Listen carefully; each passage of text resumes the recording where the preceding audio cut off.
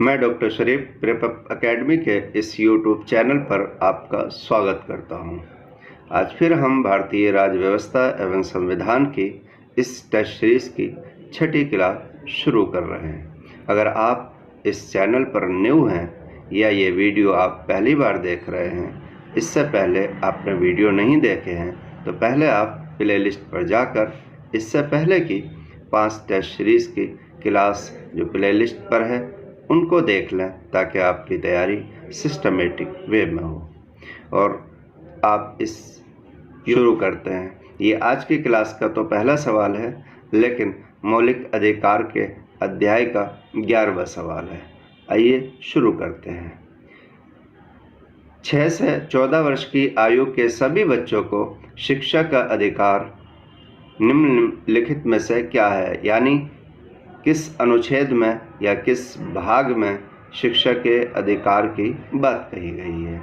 ए, राज्य के नीति निर्देशक सिद्धांतों में सम्मिलित है। बी, मूल अधिकार है। सी, सांविधिक अधिकार है। और डी, उपर्युक्त में से कोई नहीं।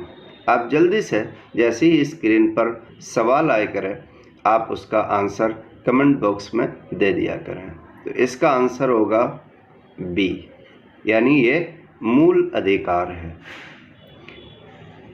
बेसिकली ये मूल अधिकार संविधान में था नहीं, लेकिन संविधान के अनुच्छेद 21 का के अनुसार 6 से 14 वर्ष के आयु के सभी बच्चों को निःशुल्क और अनिवार्य शिक्षा का अधिकार मौलिक अधिकार में शामिल किया गया है।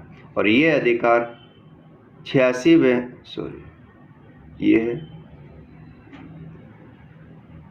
86वें संविधान संशोधन अधिनियम 2002 के द्वारा संविधान में शामिल किया गया है। यानी संविधान में 2002 से पहले ये मौलिक अधिकार नहीं था और 2002 के बाद ये मौलिक अधिकार बना है।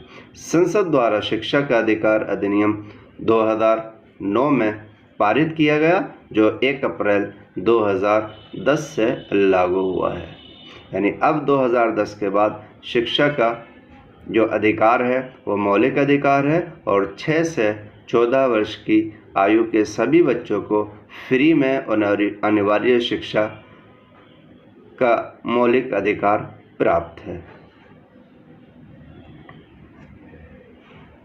अगला सवाल है, मूल अधिकारों के अंतर्गत कौन सा अनुच्छेद बालकों के नियोजन से प्रत्यक्ष रूप से संबंधित है। ए, अनुच्छेद 19। बी, अनुच्छेद 17। सी, अनुच्छेद 23। डी, अनुच्छेद 24। इसका आंसर होगा अनुच्छेद 24, यानी डी। भारतीय संविधान का अनुच्छेद 24 बालकों के नियोजन के प्रतिषेध का उपबंध करता है। यानी अनुच्छेद 14 के अनुसार 14 वर्ष से कम आयु के बच्चों को कारखानों, खानों या अन्य किसी जोखिम कार्यों में शामिल नहीं किया जा सकता। ऐसा करने से संविधान का अनुच्छेद 24 मना करता है। अगला सवाल है, किसी धर्म विशेष के संवर्धन के लिए करों के भुगतान की अनिवार्यता से मुक्ति की गारंटी दी गई है। अनुच्छेद 25 के द्वारा, अनुच्छेद 26 के द्वारा, अनुच्छेद 27 के द्वारा, अनुच्छेद 28 के द्वारा। इसका आंसर होगा सी, यानी अनुच्छेद 27 के द्वारा।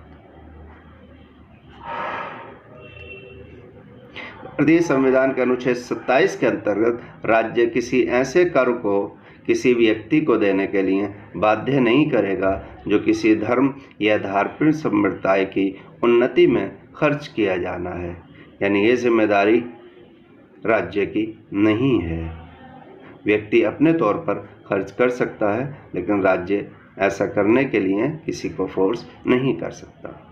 अगला सवाल है, रिक्त स्थान की पूर्ति करें। यानी अधिकार कर्तव्यों को बाधित करते हैं या कर्तव्यों को अनुदेशित करते हैं या कर्तव्यों में निहित है या कर्तव्यों का विरोध करते हैं। तो इसका आंसर होगा बी, कर्तव्यों को अनुदेशित करते हैं।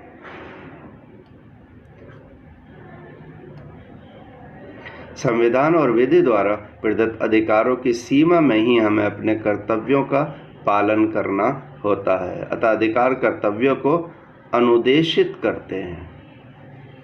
अगला सवाल होगा, मूल अधिकारों से संबंधित विवाद निम्नलिखित में से कौन सा है?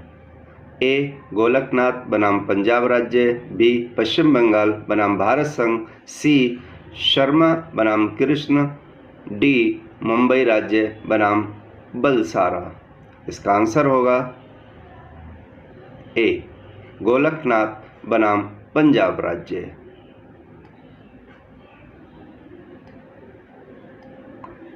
गोलकनाथ बनाम पंजाब राज्य विवाद 1967 में मूल अधिकार से संबंधित है।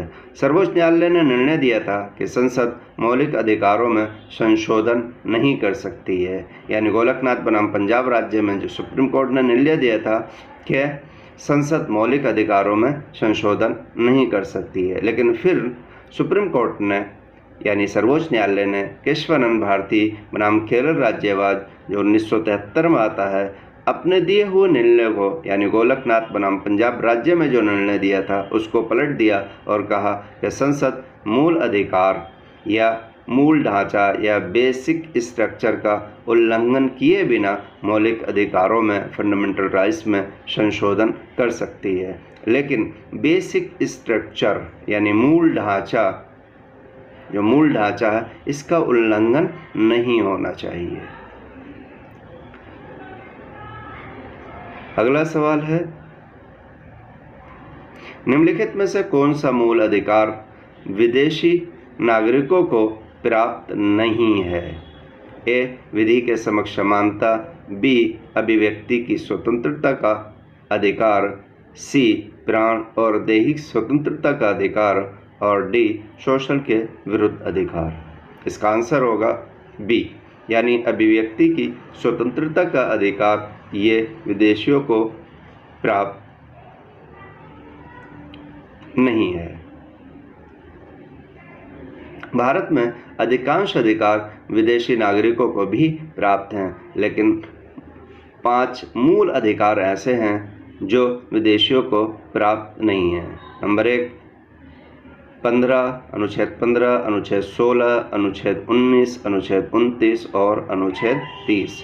ये दोनों तो एक जगह हैं, 15-16 याद कर लो और 19 से 29, ये भी नो है और ये भी ना और ये 30 विदेशी नागरिकों को भी प्राप्त नहीं है। बाकी सारे जो अनुच्छेद हैं, जो अधिकार हैं, वो विदेशी नागरिकों को भी प्राप्त हैं। अगला सवाल है, अल्पसंख्यकों के हितों की सुरक्षा पर किस अनुच्छेद में प्रावधान किया गया? देखो, अल्पसंख्यकों के हितों की सुरक्षा पर ए. अनुच्छेद 14, बी. अनुच्छेद 19, सी. अनुच्छेद 29 और डी. अनुच्छेद 32। जल्दी से इसका आंसर कीजिए। इसका आंसर होगा सी। अनुच्छेद 29 में अल्पसंख्यकों के हितों की सुरक्षा पर बात कही गई है। संविधान के अनुच्छेद 29 में अल्पसंख्यक वर्गों के हितों की संरक्षण का प्रावधान किया गया है, जिसके अनुसार भारत के हर नागरिक को अपनी भाषा, अपनी लिपि और संस्कृति को बनाए रखने का अधिकार है और ये अधिकार संविधान ने दिया है।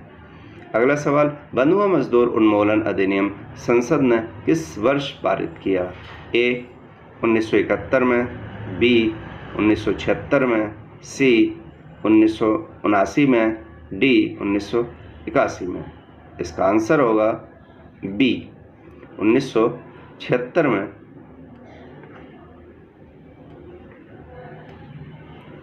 संविधान के अनुच्छेद 23 मानव के दुर्व्यवहार और बलाश्रम का प्रतिषेध करता है, जिसे बंधुआ मजदूर उन्मूलन अधिनियम 1976 के द्वारा लागू किया गया।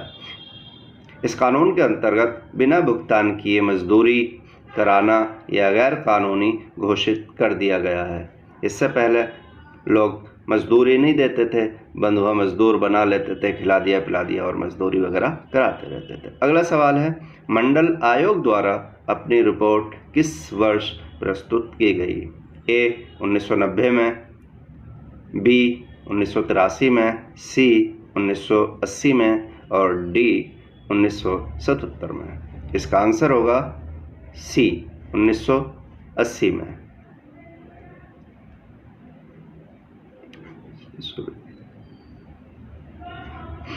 सामाजिक और शैक्षणिक रूप से पिछड़े वर्गों की स्थिति जानने के लिए 1978 को बिहार के पूर्व मुख्यमंत्री बीपी मंडल की अध्यक्षता में पिछड़ा वर्ग आयोग का गठन किया गया। इन्हीं के नाम पर मंडल आयोग रखा गया है।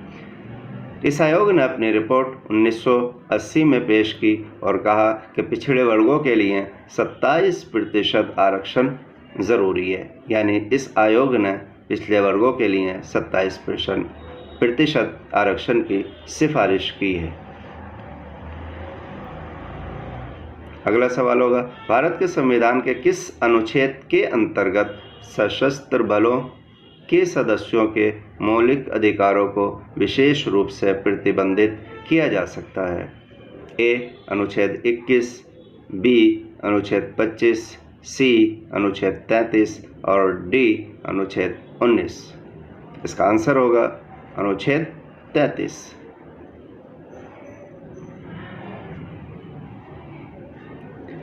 संविधान का अनुच्छेद 33 संसद को ये शक्ति प्रदान करता है कि वह सशस्त्र बलों, खुफिया एजेंसियों यानी इंटेलिजेंस ब्यूरो, लोक स्वास्थ्य बनाए रखने वाले सुरक्षा बलों के मूल अधिकारों को सीमित करने वाली विधियां बना सकती है। ये समिति नहीं है, सीमित है।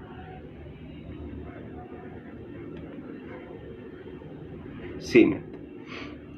अगला सवाल है, मौलिक अधिकार निलंबित किए जा सकते हैं? ए राज्यपाल द्वारा, बी राष्ट्रपति द्वारा, सी विधि मंत्री द्वारा, डी प्रधानमंत्री द्वारा। देखो, मौलिक अधिकार निलंबित किए जा सकते हैं। आंसर होगा बी राष्ट्रपति के द्वारा। इसका एक्सप्लेनेशन थोड़ा सा मैंने डिटेल में दिया है। कई बार एग्ज़ाम में यहाँ से सवाल आते हैं और बच्चे बार बार गलत करते हैं। आपातकाल के दौरान मूल अधिकारों को निलंबित 2 प्रकार से किया जा सकता है। यह 2 प्रकार से होता है।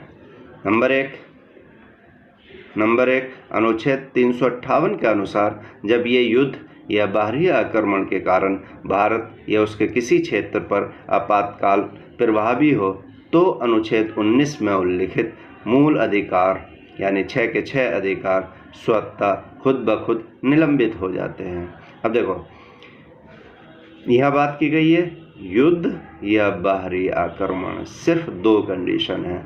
उस कंडीशन में अगर आपातकाल लगता है, चाहे वो भारत के किसी क्षेत्र में लगा हो या पूरे भारत में लगा हो, तो ऐसी सूरत में अनुच्छेद 19 में उल्लिखित मूल अधिकार खुद ब खुद स्वतः ही निलंबित हो जाते हैं। दूसरी कंडीशन क्या है? दूसरी कंडीशन यह है कि अनुच्छेद 359 में राष्ट्रपति को ये शक्ति दी गई है कि वो आपातकाल के समय अनुच्छेद 20 और 21 को छोड़कर अन्य किसी भी मूल अधिकार के परिवर्तन को निलंबित कर सकता है।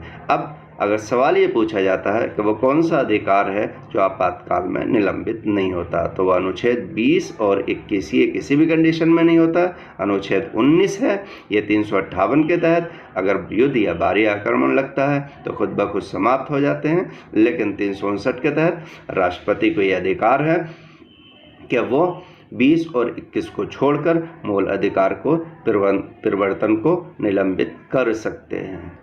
अब राष्ट्रपति चाहते हैं तो कर देंगे, नहीं चाहते हैं तो कोई बात नहीं है। यह समझना होगा। अगला सवाल है, निम्नलिखित में से किसको संविधान द्वारा मौलिक अधिकारों के संरक्षण की शक्ति दी गई है? देखो, मौलिक अधिकारों के संरक्षण की शक्ति, ए भारत के सभी न्यायालयों को, बी संसद को, सी राष्ट्रपति को, डी सर्वोच्च न्यायालय एवं उच्च न्यायालयों को। इसका आंसर होगा डी, यानी सर्वोच्च न्यायालय और उच्च न्यायालयों को संविधान ने ये शक्ति दी है कि आप मौलिक अधिकारों के संरक्षण, मौलिक अधिकारों की सुरक्षा करोगे। इसका भी एक्सप्लेनेशन थोड़ा सा लंबा है, लेकिन समझना ज़रूरी है। भारतीय संविधान में मौलिक अधिकारों के उल्लंघन के विरुद्ध अनुच्छेद 32 ये याद रखना है के अंतर्गत संवैधानिक उपचारों का अधिकार प्रदान किया गया है, यानी अनुच्छेद 32 के द्वारा नागरिकों के मौलिक अधिकारों के संरक्षण की शक्ति उच्चतम न्यायालय को प्राप्त है। डॉक्टर भीमराव अंबेडकर ने अनुच्छेद 32 को भारतीय संविधान का दिल या आत्मा कहा है। यह अनुच्छेद 32 के अंतर्गत उन उच्चतम न्यायालय की रिट अधिकारिता केवल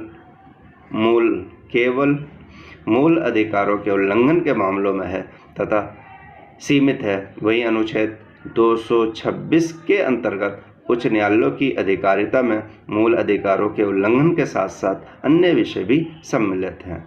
न्यायालय 5 प्रकार के रिट जारी कर सकता है। 5 प्रकार के न्यायालय 5 प्रकार के रिट जारी कर सकते हैं। क्या है? बंदी प्रत्यक्षीकरण, परमादेश, प्रतिषेध, अधिकार, परीक्षा, प्रेषण, रिट।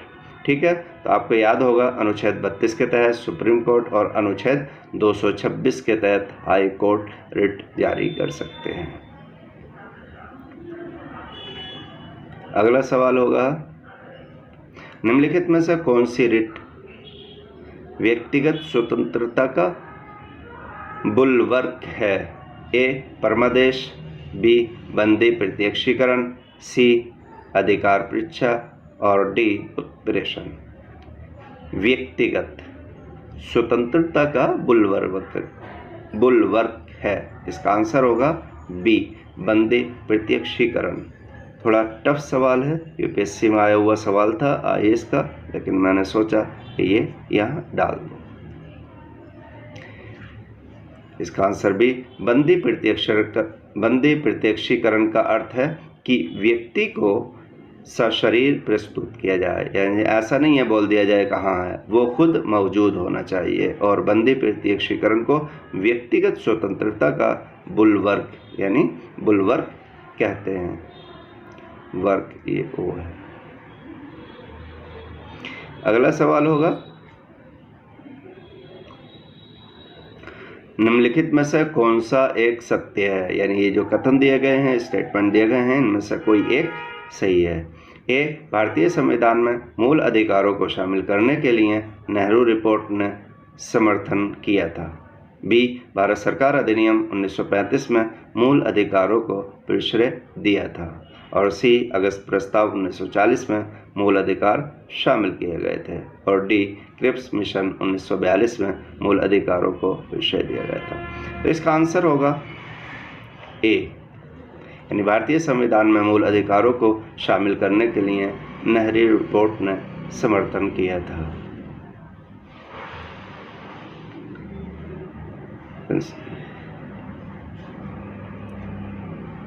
इसका एक्सप्लेनेशन देखिए।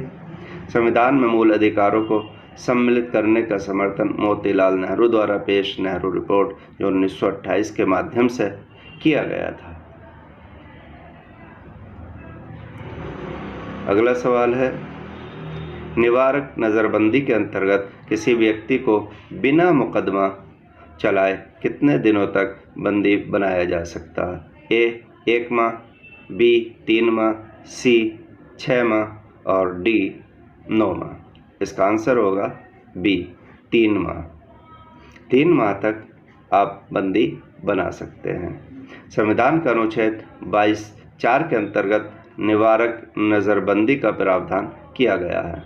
इसके अनुसार किसी व्यक्ति को बिना मुकदमा चलाए 3 माह तक बंदी बनाया जा सकता है। और ये ऐसा एक कानून 1919 के रोलेट एक्ट में भी आया था। परंतु यदि किसी व्यक्ति को इस अधिक समय तक नज़रबंद रखना हो तो इससे अधिक समय तक नज़रबंद रखना हो तो उच्च न्यायालय के न्यायाधीश की अध्यक्षता वाली समिति की अनुशंसा आवश्यक होगी। यानी अगर किसी को 3 महीने से ज़्यादा प्लस रखना है तो उच्च न्यायालय के न्यायाधीश की अध्यक्षता वाली समिति की अनुशंसा ज़रूरी होगी। उसके बाद ही आप 3 महीने से आगे तक किसी व्यक्ति को नज़रबंद रख सकते हैं। अगला सवाल है, उच्चतम न्यायालय के अनुसार निजी भवनों के ऊपर राष्ट्रीय ध्वज का फहराना संविधान के किस अनुच्छेद के अंतर्गत सम्मिलित किया गया है? अनुच्छेद 14 ए अनुच्छेद 14, बी अनुच्छेद 19(1) का, और सी अनुच्छेद 21 और डी अनुच्छेद 25। इसका आंसर होगा बी अनुच्छेद 19(1) का। निजी भवनों के ऊपर राष्ट्रीय ध्वज फहराना संविधान के अनुच्छेद 19(1) का में वर्णित अभिव्यक्ति की स्वतंत्रता है। नागरिक का यह मौलिक और इसके अंतर्गत यह नागरिक का मौलिक अधिकार है। ये निर्णय सुप्रीम कोर्ट ने 2004 में दिया, यानी 2004 से पहले ये अधिकार भारतीयों को नहीं था, यानी अपने भवनों के ऊपर भारतीय झंडा नहीं फहरा सकते थे। Thank you so much. मेरी कोशिश ये भी रहती है कि मैं ज़्यादा से ज़्यादा सवाल कम से कम टाइप में दूं, ताकि आपका कीमती समय को भी बचा सकूं। आपको ये वीडियो अगर पसंद आती है तो आप इसको लाइक और शेयर ज़रूर किया करें। अगर अभी तक भी आपने इस प्रेपअप एकेडमी के यूट्यूब चैनल को सब्सक्राइब नहीं किया है तो अब आप इसको जल्दी से जल्दी सब्सक्राइब कर लें और घंटी का बटन भी दबा दें, ताकि आने वाला वीडियो का नोटिफिकेशन आपको सबसे पहले मिले। Thank you so much.